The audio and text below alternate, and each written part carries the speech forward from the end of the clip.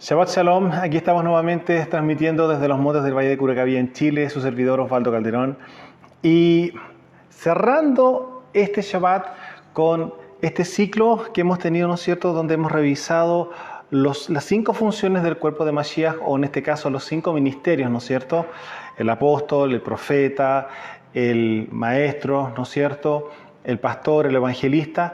Cuando hemos revisado, ¿no es cierto?, todos estos 5 ministerios, una de las cosas que yo alcancé a adelantar, ¿no es cierto?, en el capítulo anterior, que efectivamente estos ministerios también tienen una conjugación multifuncional, por decirlo de alguna forma. Hay que entender que el llamado ministerial, a lo que nosotros conocemos como el llamado vertical, ¿no es cierto?, no es exclusivo solamente en su área, sino que también obedece a los otros ministerios que están incorporados dentro de la persona o dentro del hermano. ¿Por qué?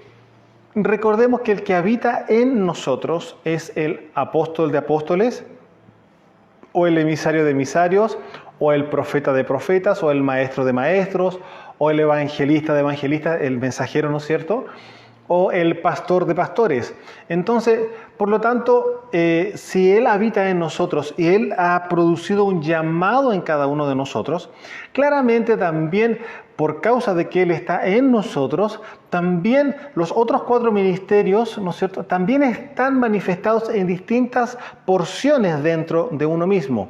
Un ejemplo, si nosotros revisamos a quien fue justamente Rav Shaul, o conocido como el apóstol Pablo, él fue un emisario, ¿no es cierto?, pero él en su oficio primigenio era maestro. Recordemos que era rabí, pero se llama Rav Shaul, ¿no es cierto?, porque su nombre original es ese, no es Pablo. Eventualmente se le llama Pablo, pero el nombre original es Rav Shaul. Entonces, si era un rabino, este rabino, fíjese una cosa, evangelizó o entregó el mensaje del reino, pero a la vez también él como apóstol, como perito arquitecto, que él mismo lo dice, ocupa esa función también. ¿Se pueden dar cuenta? O sea, no es solamente una sola la misión que un llamado ministerial tiene, sino que en ese llamado ministerial se conjugan los otros llamados ministeriales para hacer exactamente una multifunción del llamado, pero con distintos énfasis, por decirlo de alguna forma, o distintos porcentajes, si alguien lo quiere ver también de esa manera, donde encontramos que el ministerio vertical, al cual fue la persona llamada, tiene una mayor incidencia dentro de la vida, dentro del espíritu de la persona, ¿no es cierto? Y los otros ministerios, hablemos del resto de los otros 4, están complementando, ¿no es cierto?, la riqueza del poder que se ha puesto en el llamado ministerial. Un profeta no solamente va a ser profeta, ya vemos que todos los llamados ministeriales tienen que tener una relación estrecha con la Torá y con el Tanaj, o sea, con las Escrituras. No puede ser un ignorante el que esté llamado a un llamado ministerial. Imposible. El Padre va a equipar y luego los va a llamar. Los va a equipar y luego los va a llamar. Hay personas que por sí solas van a empezar a instruirse, o bien van a querer conectarse con personas que estén dentro de su mismo llamado, aunque ellos no lo sepan, ¿no es cierto?, empezar a estudiar, empezar a conectarse, empezar a escudriñar y empezar justamente a adquirir de esa savia de aquellos que ya van por delante. Entonces, en este caso particular, tenemos que entender que sí efectivamente existen los ministerios que vienen siendo el resto de los demás ministerios, que son como la complementación multifuncional, por decirlo de alguna forma, de los llamados ministeriales. Miren, les voy a mostrar un ejemplo solamente a modo de ejemplo. No estoy diciendo que así sea, solamente a modo de ejemplo para que ustedes lo puedan comprender. Supongamos un apóstol, una persona que tiene un llamado apostólico, y a la vez, fíjense una cosa, miren, voy a leérselos así y luego se los voy a explicar.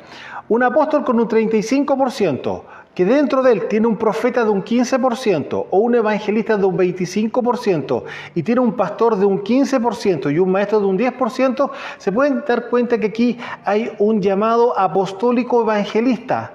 ¿Por qué? Porque los porcentajes más altos dentro de su llamado total, ¿no es cierto?, operan más fuertemente en el ámbito apostólico, en el ámbito de los misioneros, ¿no es cierto?, de los emisarios, junto con el trasfondo del mensaje del reino. Entonces, acá vemos justamente como un apóstol evangelista. Ahora, supongamos que fuera un apóstol profeta. Claramente, de apóstol puede ser estoy diciendo que son ejemplos, no estoy diciendo que así sea. Es solamente a modo de ilustración para que ustedes puedan darse cuenta que efectivamente sí existe esta nomenclatura de poder.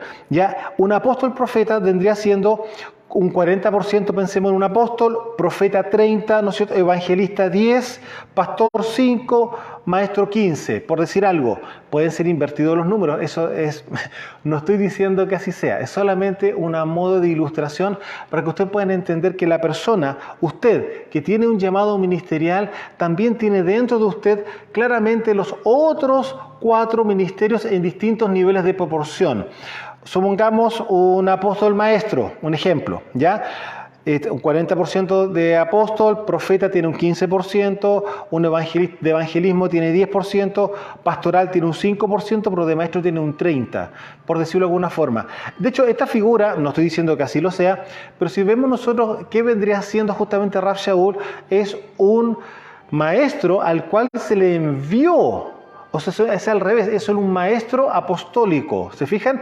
Porque él era rabino originalmente y a él se le envía justamente a entregar el mensaje. ¿Se da cuenta? Y a la vez tiene que pastorear a través de las cartas que entrega justamente a cada una de las congregaciones o de las asambleas en las cuales justamente él estuvo congregando en su época. Pero se dan cuenta, ese es el orden. Él es un maestro de la Torá que fue enviado justamente a entregar el mensaje del reino, ¿no es cierto? Y a la vez tuvo que enviar cartas eventualmente para pastorear y dirigir justamente las asambleas mesiánicas donde él había estado anteriormente. Entonces se pueden dar cuenta de que no es que exista una función única dentro de los llamados ministeriales, sino que existe el llamado vertical a lo que nosotros podríamos llamar, más la conjugación de la multifunción de los demás llamados ministeriales para complementar absolutamente el llamado primordial. Ahora, amados, dentro de esto justamente lo que hoy día vamos a ver es justamente el espíritu de Pitón, que va asociado con el ámbito de la profecía. ¿Se acuerdan que habíamos ya visto justamente los profetas? Vimos todos los ministerios y también vimos que habían falsos ministerios. Bueno, dentro del ámbito del falso ministerio no lo quise incorporar dentro del ámbito profético porque se va a extender mucho. Hoy día vamos a ver cuáles son los rasgos del falso profeta y cuál es el espíritu o el ruaj que está actuando detrás de este falso profeta. Y justamente vendría siendo el espíritu de Pitón. Por eso yo estaba cerrando lo que acabo de hacer justamente con respecto a la multifuncionalidad de los ministerios. Y ahora voy a entrar de lleno a revisar lo que vendría siendo el ruaj de Pitón o el espíritu de Pitón que opera en los falsos profetas. Amados, esto es sumamente importante de poder discernir porque lamentablemente hoy se han levantado, no solamente en este tiempo, ya hace muchos siglos se vienen levantando falsos profetas hace ya mucho tiempo, tanto así que ya existían anteriormente. De hecho, la Escritura lo muestra claramente que ya en el pasado existían los falsos profetas. Ahora, una de las características que va a tener claramente Pitón es que ella no tiene puerta de acceso a no ser que exista dentro de una congregación otros 2 espíritus que son los que le abren la puerta: Grecia y Babilonia. Entonces, como ya eventualmente vamos a revisar más adelante lo que vendría siendo el espíritu de la religión, que vendría siendo Grecia con Babilonia, hoy día estoy avanzando un poco esto porque claramente en un aspecto religioso no hay ni una duda de que sí vamos a encontrar dentro de las congregaciones el espíritu de Pitón haciendo una cantidad de profecías maravillosas y entregando a la gente ilusión y un montón de cosas durante mucho tiempo. Y escuchen un momento, esto no opera oficialmente en el llamado del ministerio profético, que sí efectivamente lo hace. También usa a las personas que supuestamente tienen un don profético. Ya vimos justamente la diferencia entre un llamado ministerial, que es un oficio, a un don profético. No estoy menospreciando el don, pero el don no tiene la misma relevancia ni la misma responsabilidad que viene con un llamado a niveles de ministerio.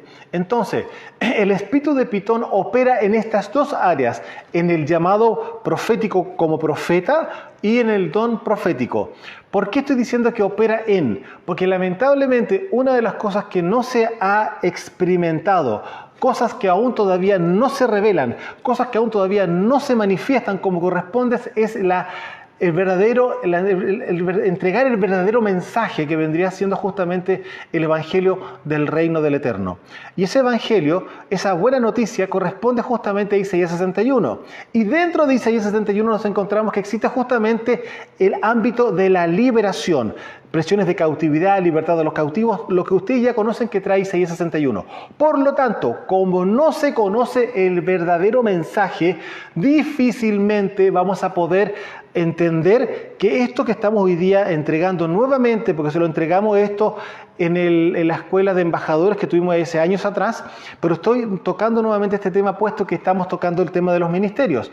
Ahora, cuando efectivamente se produce una entrega del mensaje correcto, que vendría siendo el Evangelio del Reino del Eterno, ¿no es cierto?, que viene siendo Isaías 61, claramente todas las personas pasarían por liberación, las que quieren. Ahora hay que entender que hay que poner mucho cuidado con las personas que no quieren entrar a liberación. Ahora, ¿qué pasa? Cuando una persona entra a liberación y entra de corazón, realmente se ha convertido de corazón, pero dentro de ella, por ancestros, es decir, iniquidad, ya ha venido un espíritu de adivinación, claramente es muy fácil poder sacar eso y que esa persona quede pura con el mensaje que viene del cielo, no con los mensajes que vienen de las tinieblas, para engañar, para seducir, inclusive puede llegar hasta manipular. Amados, una de las cosas que hay que entender es que efectivamente sí hay algunos dentro que no son, y ustedes ya lo saben. Nosotros ya hemos ministrado lo que vienen siendo los hijos de Elohim, los hijos de Dios y los hijos de la serpiente o los hijos de Satanás. Por lo tanto, por eso también nos vemos nosotros en la Escritura cuando el rey dice claramente de que han llegado un grupo de trabajadores de su campo y le dice: Señor, ¿qué ha pasado en tu campo? En tu campo hay cizaña. Y resulta que el Señor le dice: no, deja tranquila la cizaña con el trigo, que en su momento, cuando venga la cosecha, las vamos a separar. Pero no sea cosa que ustedes arrancan ahora la cizaña, arranquen conjuntamente con ustedes el trigo. Entonces, ustedes se podrán dar cuenta que sí efectivamente existen hijos de las tinieblas dentro justamente de lo que nosotros conocemos como congregaciones. Entonces, esos hijos de Satanás, los hijos de la serpiente, que se camuflan y que se esconden y que se disfrazan, ¿no es cierto?, como supuestos hermanos, o entre comillas también como supuestos ministros, son los que justamente hoy día vamos a develar. Vamos a mostrar primeramente en el ámbito natural, o sea, cómo funciona, cómo opera, de qué tamaño es una serpiente pitón en el ámbito natural, en el ámbito de la naturaleza, dentro de los animales. Pitón técnicamente es una serpiente muy astuta, difiere de las otras serpientes que matan su presa por inyección de veneno o de un golpe dejando claramente el veneno en sus víctimas. Eso no es así que en el caso de la pitón. La pitón no funciona mordiendo, por decirlo de alguna forma. No, ella lo hace por asfixia. Ella lo que hace es enrollar a su víctima y empezar a estrujarla, por decirlo de alguna forma, pero estrujar ¿qué? Su hálito de vida. En este caso particular, lo que Pitón hace en el ámbito natural es justamente tomar la presa y empezar a quitarle el aire que hay dentro. Entonces, cuando respira el animalito y exhala, vuelve a apretar y vuelve a apretar y vuelve a apretar hasta que finalmente se asfixia y muere. Luego se entiende que claramente se lo devora. ¿Ya? Hay momentos claramente que Pitón, porque es muy sigilosa, ella está muy expectante de que no haya nada que se pueda mover para que ella pueda pasar muy suavemente dentro del territorio donde ella quiere tomar a su presa, y claramente va a buscar a la presa que tenga una debilidad o bien esté dormida. Estoy hablando no en el ámbito espiritual, estoy hablando en el ámbito natural. Pero ustedes se podrán dar cuenta de que esto sí nos abre los ojos con respecto al ámbito espiritual. Entonces, la presa tiene que estar dormida o claramente débil. Y ellos, sin darse cuenta, los envuelve para poder tomar dominio. Yo no sé si esto a usted le está trayendo luz en relación a alguna experiencia o quizás hoy mismo puedan ustedes tener alguien dentro de la congregación que esté operando de esta forma tan suave, que está intrometiéndose en asuntos que son ya más importantes, que son más delicados, que son más internos dentro de la congregación a niveles ministeriales, hablemos a niveles pastorales, etc. Mucho cuidado con lo que está ocurriendo en este instante, porque no le puedo decir que eso no existe en su congregación, porque sí puede ocurrir y usted no haberse dado ni absolutamente cuenta. Se lo decimos por experiencia, porque nosotros ya en el pasado ocurrió, y es por eso que claramente cuando nosotros estamos revisando nuevamente estos estudios con respecto a cómo opera el espíritu de Pitón, aquí las cosas se van a colocar un poco delicadas y hay que colocar una luz de alerta. Amados, hay que entender que en este caso particular de Pitón opera en dos áreas, una para producir un ataque y la otra en el ámbito de la adivinación, que es lo que vamos a ver luego. Entonces, claramente ella va a buscar una presa, ¿no es cierto?, en un territorio que esté, por decirlo de alguna forma, dormida o esté en debilidad, ¿ya? Es de esta forma que Pitón se envuelve alrededor de la presa, ya como lo mostramos anteriormente, y claramente va apretando lentamente, de a poco, a ir quitando la respiración. Estamos hablando del ámbito natural, hasta quitar finalmente la respiración, lo cual claramente va a cortar el oxígeno a nivel cerebral y eso va a producir claramente la asfixia y claramente a su víctima sin vida. Es interesante notar una cosa, que realmente esto acá, para que nos demos cuenta, ella no produce no quiebra generalmente los huesos, solamente asfixia, y ella no se preocupa de estar triturando, por decirlo de alguna forma, los huesos, no, solamente que la víctima deje de respirar y así finalmente les quita la vida. Una cosa interesante dentro del ámbito natural es que ella pone sus huevos entre enero y febrero y esos huevos tardan 2 meses. Ahora, si esto usted lo mira en el ámbito espiritual, interesante poder entender y saber que efectivamente cuando sí usted ha discernido que efectivamente ya hay una Pitón, puede ser en hombre o en mujer, cuando hablamos de Pitón, es transversal. Aquí no podemos nosotros pensar que solamente puede ser una mujer. No, aquí pueden haber hombres y claramente mujeres. Pero recuerden una cosa, la serpiente va a demorar 2 meses en tener crías. Eso quiere decir que si la persona está ya más de 2 meses dentro de la congregación y usted ya discernió que efectivamente había espíritu de Pitón en ella, o sea, adivinación, claramente ya ha sembrado sus huevos dentro de la congregación y hay que estar muy atento, porque en el momento que se empiecen a eclosionar, empiecen a abrirse esos huevos, empiecen justamente a moverse dentro de la congregación, van a ver que mire cómo profetizan los hermanos, cómo profetizan las hermanas, qué curioso, qué curioso, ¿ya? Así que hay que estar muy atento, muy atento. Una de las cosas que tenemos que entender que en el ámbito espiritual ahora, saliendo de la parte biológica o natural, vamos a entrar ahora a la parte espiritual, Pitón claramente va a querer quitar el aliento de vida, ¿no es cierto?, en las personas para que no cumplan la asignación por las cuales fueron llamadas. Entonces, ¿qué es lo que ocurre? Una Pitón cuando entra a una congregación va a estar buscando justamente a quiénes son los que llevan la cabeza frente a este tema. ¿Por qué? Porque lo que ella quiere es que la congregación, y en este caso el ministerio, obviamente no tenga el propósito que está asignado por parte del cielo. Porque claramente estos son enemigos de la luz y claramente son emisarios de las tinieblas. Aquí vamos a ver más adelante, lo más probable es que vamos a hablar de Jezabel, que viene siendo otra cosa, ¿no es cierto? Pero aquí estamos hablando del espíritu de Pitón y el espíritu de adivinación. Y claramente, esto claramente va a traer problemas dentro de una congregación, porque muchas veces se va a encontrar con que el pastor va a recibir la noticia de un hermano que le dice, no, es que la profeta o el profeta me dijo, y usted va a decir, ¿qué profeta? Si no hemos levantado ningún profeta, si aquí no hay solamente el hermano tanto o la hermana tanto, que usted ya los tiene asignados, que los ha aprobado, o sea, han sido liberados, ya han pasado por todas las pruebas. Por lo tanto, usted se puede dar cuenta que las veces que esas personas hablan, sí, efectivamente el cielo habla.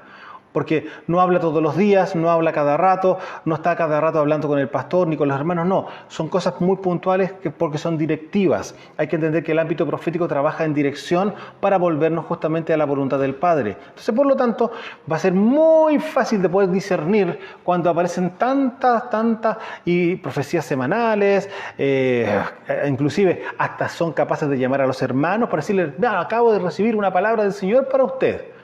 Esas cosas usted tiene que poner atajo, pastor. Atajo totalmente. Usualmente, para que vayamos viendo cómo es el modus operandi, ¿no es cierto?, de este espíritu, de este ruaj, cuando una persona intenta hacer algo para el reino, este espíritu, este ruaj, ¿no es cierto?, va a tratar de alcanzar a esa persona para que efectivamente tenga tropiezo en relación a lo que ella quiere hacer por parte del reino. ¿Ya? Va a empezar a tratar de paralizar el caminar de esa persona, va a tratar de que efectivamente la persona no alcance la intimidad con el Padre como corresponde. Aquí no estoy hablando de una persona que tenga el espíritu, sino que estoy hablando del espíritu, de cómo opera, aparte espiritual, no es la persona que transporta el espíritu de Pitón. Estoy hablando del ataque invisible de Pitón, no a través de una persona. ¿Ya? Este espíritu va a hacer eso, ¿ya? Va a buscar los momentos de debilidad de la persona, los momentos inclusive de pereza o cansancio espiritual, y claramente eso va a traer por consecuencia adormecimiento, y es ahí donde justamente ella va a empezar a atacar, va a empezar a producir cansancio y un montón de síntomas que luego lo vamos a revisar, ¿ya?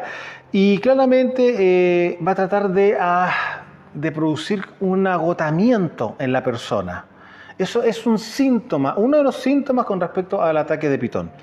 Ahora, para poder discernir esto en el ámbito espiritual, dentro de una congregación, cuando aparece una persona con el espíritu de Pitón o con el ruaj de Pitón, vamos a revisar lo que la Escritura nos muestra en relación a este tema.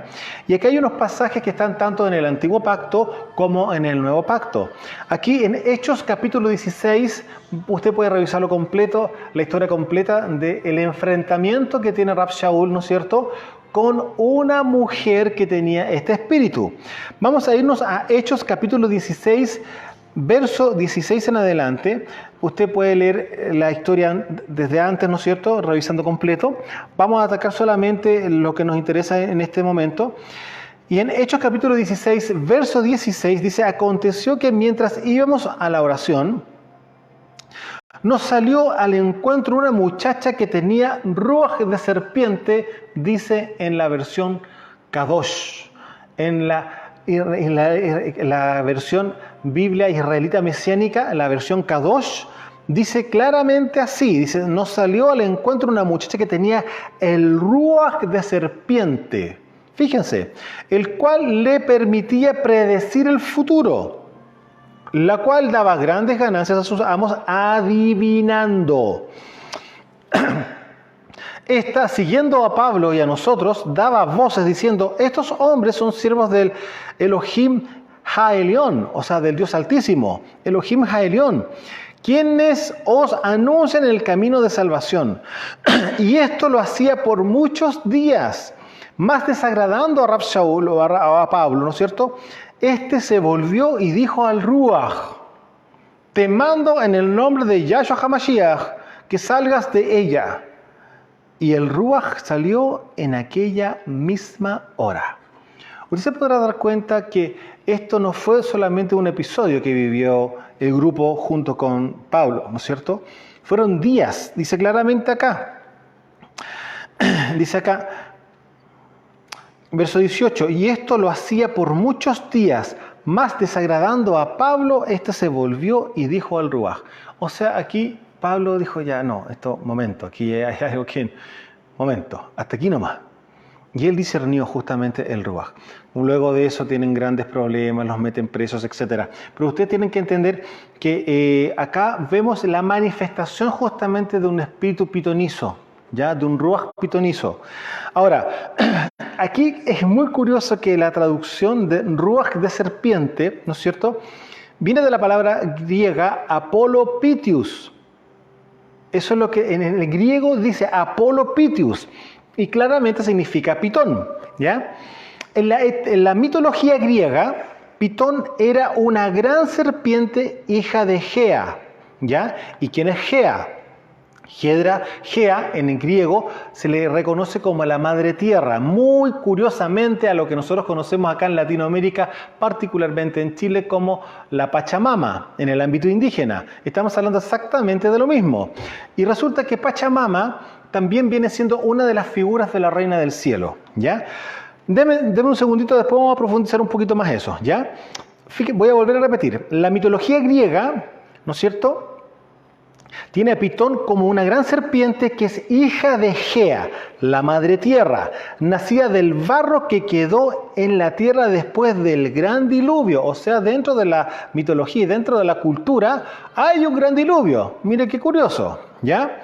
Ahora, el monstruo vivía en una gruta cerca de Delfos, en el monte Parnaso, y allí custodiaba el oráculo, porque ahí había un oráculo, ¿ya? El dios Apolo mató a Pitón, ¿ya? Y él exigió que el oráculo fuese claramente perteneciente a él. Entonces, de ahí en adelante se hace mención con respecto a la adivinación como Apolo Pitius, puesto que Apolo era el que había matado a Pitius, en este caso Pitón. Entonces, ahora se dice también de que Apolos fue el que fundó los Juegos Píticos, y estos Juegos Píticos son los que nosotros conocemos hoy día como los Juegos Olímpicos, claramente para celebrar su victoria frente a este gran monstruo mítico y mitológico que existía en Grecia en su época. Entonces, ustedes se podrán dar cuenta que estamos hablando de brujería, de hechicería, y estamos hablando también del espíritu de Grecia. Entonces, ustedes se pueden dar cuenta que efectivamente, habiendo Babilonia, que hablamos de la brujería, y estando Grecia de por medio, dentro de una congregación, lamentablemente esa es la puerta para que pueda entrar esta serpiente dentro de una congregación. Ahora, acá se pueden dar cuenta ustedes que viene justamente la forma de decir de un espíritu pitonizo o una pitonisa, ¿no es cierto? Y claramente que son las que siguen hablando y siguen entregando mensajes supuestamente, ¿no es cierto? Ahora, la pitonisa de Delfos era considerada una sacerdotisa del dios Apolo que tenía la capacidad de interpretar las respuestas sobre el futuro que entregaba el oráculo del templo de Delfos. Es algo que realmente trajo una cantidad impresionante de personas a creer en la época, claramente dentro de la cultura griega, ¿no es cierto?, este tipo de cosas. De hecho, hasta para las guerras y cosas como esas así funcionaban. Preguntaban en el oráculo para ver cómo iban a la guerra. Curiosamente, algo muy similar a lo que David hacía cuando consultaba al padre si subía o no subía a la guerra.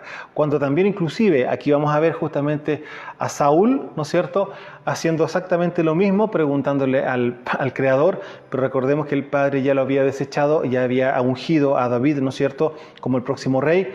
Y Saúl comete un grave error haciendo consultas claramente con una bruja. Y bueno, antes de llegar a ese episodio, tenemos que recordar que si efectivamente hay una voz que está imitando, por decirlo de alguna forma, la voz del Padre, ¿no les suena eso parecido a lo que ocurrió en Bereshit o en Génesis en el huerto del Edén? Bueno, en Génesis, en Bereshit capítulo 3, verso 1, nosotros tenemos sumamente claro, porque estamos hablando del mismo tema, lo siguiente, fíjense, lo que dice en Bereshit 3, verso 1. Pero la serpiente era astuta, más que todos los animales del campo del eterno Elohim que había hecho, la cual dijo a la mujer, ya empezó a hablar, ¿no es cierto?, con que Elohim os ha dicho no comáis de todo árbol del huerto. y la mujer respondió a la serpiente. Aquí estamos viendo que claramente hubo una interacción, hubo una comunicación, hubo un diálogo, y nosotros eso ya lo hemos ministrado anteriormente, ¿no es cierto? Pero yo me quiero enfocar puntualmente a lo que viene siendo la serpiente, en este caso de Pitón, que quiere imitar justamente la voz del Padre, quiere imitar y por lo tanto va a engañar, porque claramente esto viene siendo una manifestación de las tinieblas en medio justamente del planeta. Ahora, conversando de lo que recién estábamos revisando, ¿no es cierto?, que lo que pasó con Saulo. Bueno, vámonos a Primera de Samuel, capítulo 28. Mientras ustedes están buscando Primera de Samuel, capítulo 28, los llevo a este pasaje de la Escritura. Saulo entraba a pelear nuevamente con los filisteos, pero algo pasó en el momento que vio al ejército filisteo y se le conmovió el corazón y sintió mucho miedo. Y empezó a ver qué es lo que tenía que hacer, cómo tenía que actuar, qué pasos tenía que dar para la guerra, etcétera. Y miren lo que pasó. Primera de Samuel, capítulo 28, verso 5. Dice así: y cuando vio Saúl el campamento de los filisteos, tuvo miedo y se turbó su corazón en gran manera. Lo que acabo de comentarles. Y consultó Saúl al Eterno. Pero el Eterno no le respondió ni por sueños, ni por Urim. ¿Se acuerdan del Urim Tumim también? ¿No es cierto? Que era una forma en que ellos tenían respuesta, que eran dos piedras que tenía justamente, en este caso, Samuel, ¿no es cierto? Y ni por profetas. O sea, él usó 3 medios para poder tener respuesta, pero recordemos, y lo que acabo de comentar, el papá ya lo había desechado. Él estaba terminando ya su gobierno y claramente ya no había nada más que hacer. Por eso no había respuesta por parte del cielo. Entonces, vuelvo a repetir verso 6. Y consultó Saúl a Yahweh, pero Yahweh no le respondió ni por sueño, ni por Urim, ni por profetas. Entonces Saúl dijo a sus criados: búsquenme una mujer que tenga ruaj de adivinación. Miren, ¿ya? Para que yo vaya a ella y por medio de ella pregunte. Y sus criados le respondieron: he aquí hay una mujer en Endor que tiene ruaj de adivinación. Hoy día nosotros bien sabemos que cuando hablamos de el ruaj de adivinación estamos hablando del ruaj de serpiente, el espíritu de serpiente, o sea, de adivinación. Y aquí está justamente Pitón. Ahora, ¿qué es lo que ocurre cuando nosotros estamos empezando a ver cómo podemos discernir efectivamente a un falso profeta en este caso? Una de las cosas que hay que recordar es que el profeta se levanta para traer justamente un orden a la voluntad del Padre, que viene siendo justamente su Torá.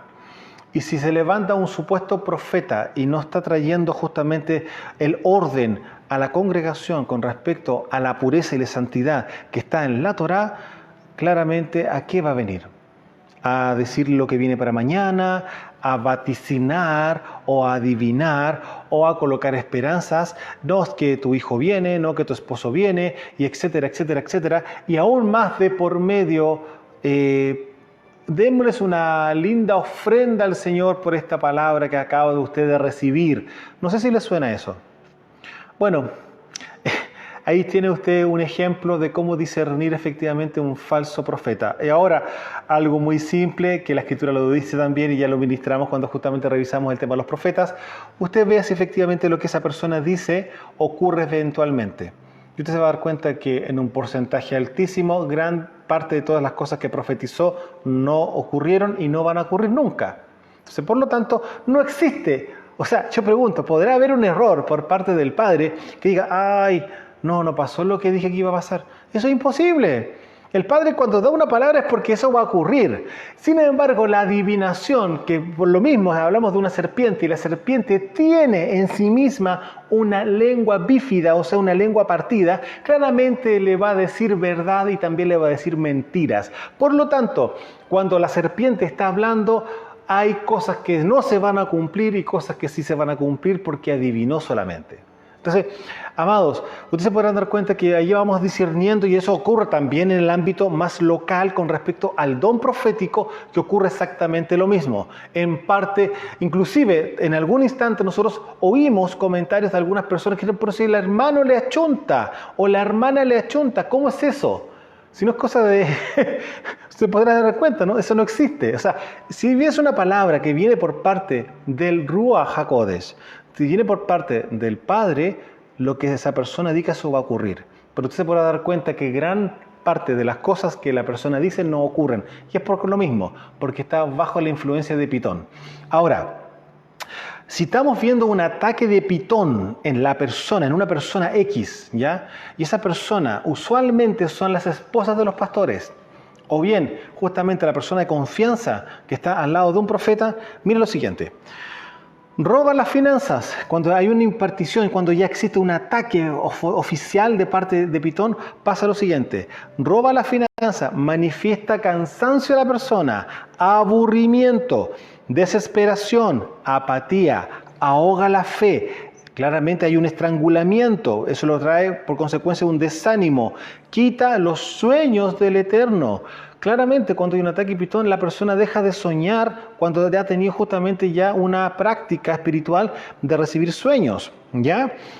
Hay pesadez, depresión, provoca disminución personal, apaga la oración, mata nuestro gozo y esperanza. Hay agotamiento, dolores de espalda, algo físico. Hay un ruaj angustiado, o sea, el espíritu está angustiado. Ataca a la persona cercana, claramente como he dicho, al profeta o a la esposa del pastor. Es muy, por decirlo de alguna forma, es muy estratégico por parte de las tinieblas justamente atacar a estas personas. Porque claramente, si la esposa del pastor está complicada, el pastor le va a dar lo mismo, no le puede dar lo mismo, claramente. Entonces claramente ataca al ministerio de esta manera, ¿ya? Y qué curioso, lo mismo que pasó en el huerto, en el paraíso. ¿A quién atacó la serpiente? ¿Habló con Adán o habló con Eva? ¿Ya? Entonces, ataca a la persona cercana al profeta, a la esposa del pastor, con fatigas crónicas, ¿ya? Dolor crónico en la espalda, insomnio, se despierta cansada, no se duerme fácilmente, problemas digestivos, cansancio visual, olvido frecuente, dificultades para respirar en la noche. El juicio de la congregación también sobre los pastores abre puerta a Pitón. Ojo, atento a eso, pastores, ¿ya? El juicio de la congregación sobre ustedes también puede abrir una puerta para que Pitón entre, ¿ya?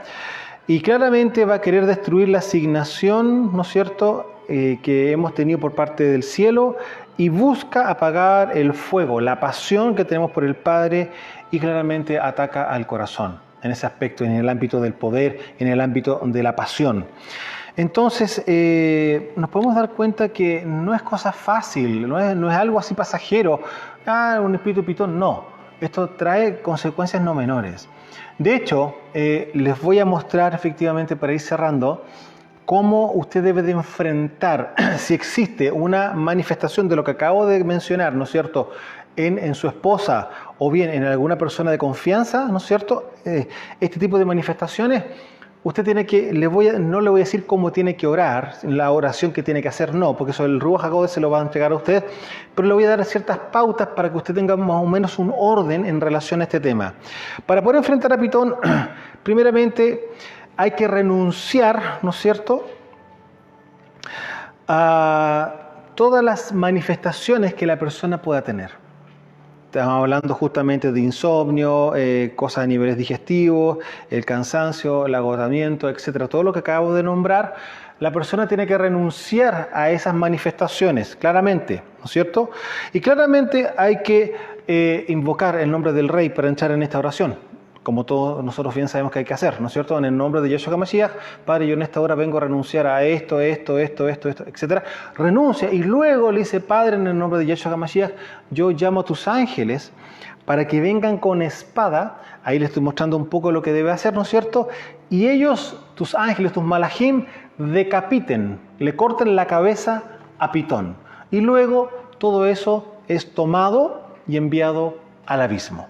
Ahora, posterior a terminar ese tiempo de oración, lo que tiene que hacer inmediatamente al posterior de eso es atar el espíritu de retaliación o de contraataque por parte de las tinieblas, porque claramente usted le ha cortado la cabeza a uno no menor dentro del reino de las tinieblas, que justamente ha venido a producir tropiezo, inclusive el proyecto final de las tinieblas es romper, deshacer, destruir, entorpecer todo lo que se levante para el reino. Entonces, claramente la persona que ha sido atacada por causa de un espíritu de Pitón tiene que hacer efectivamente eso. Tiene que renunciar a las manifestaciones del ataque y luego de eso claramente llamar a los espíritus, en este caso a los ángeles del Padre, para que le corten la cabeza a Pitón. ¿Por qué? Porque nosotros no nos metemos directamente con el ámbito de brujería que está de la mano con esto, sino que lo hacen los ángeles. Los ángeles son los que tienen que tomar autoridad y cortar justamente todo lo que viene siendo la brujería, en este caso particular, la cabeza de esta serpiente que es Pitón. Amados hermanos, pastores, ministros, todos aquellos que hoy día nos han visto y que nos van a ver eventualmente, les deseamos las más ricas bendiciones y que sus ojos hayan sido abiertos y que justamente el Ruach HaKodesh le haya traído justamente este espíritu de revelación para que puedan ustedes justamente comprender y batallar en contra de este espíritu inmundo que está dentro de las congregaciones. Bien sabemos que el tiempo que se nos viene por delante es corto y también es sumamente intenso en relación a batallas espirituales.